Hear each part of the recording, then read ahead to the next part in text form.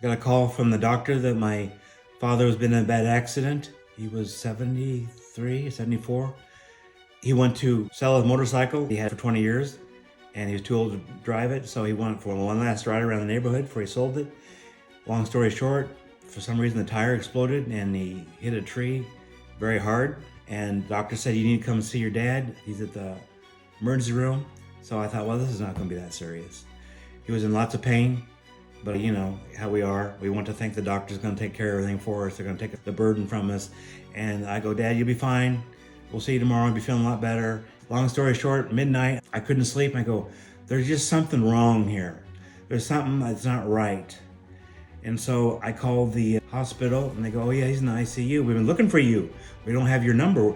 We've been trying to figure out who to call.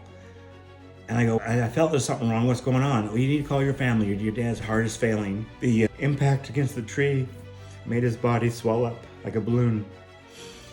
That didn't happen until after I left. When we first saw him about 8 o'clock at the hospital, we thought it'd be fine. You know how they are.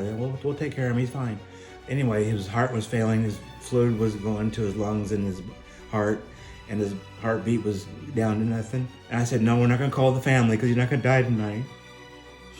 And so I got to the hospital, and of course he was unconscious, but they said, we don't think he can make it through the night. You should call the family because he may have 2 hours left.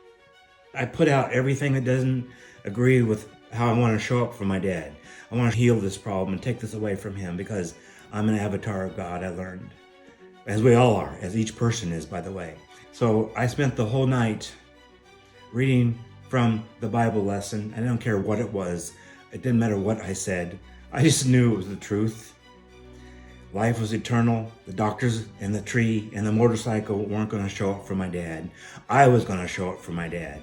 And even though it wasn't my life, I was acting like I was showing up for myself. What I had to do all night was go into myself.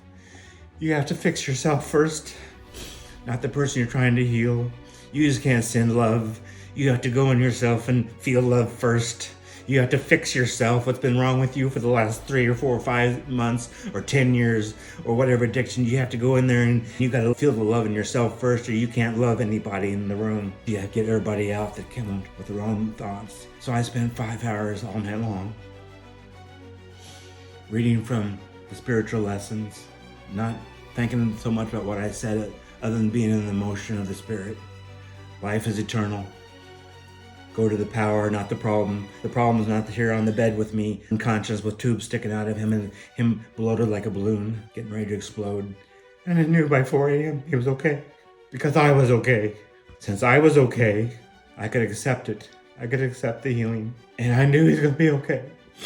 Doctor came in about 6 a.m. And the other guy I talked to had been there all night. In the ICU watching. Doctor shook my hand and said, I don't know what you did, but he's going to make it. I said, I know, because I'm going to make it. I went inside myself and fixed myself first. And I had to do that every time. I had to be healed. I had to go deep in myself first. And it's painful and it's horrible.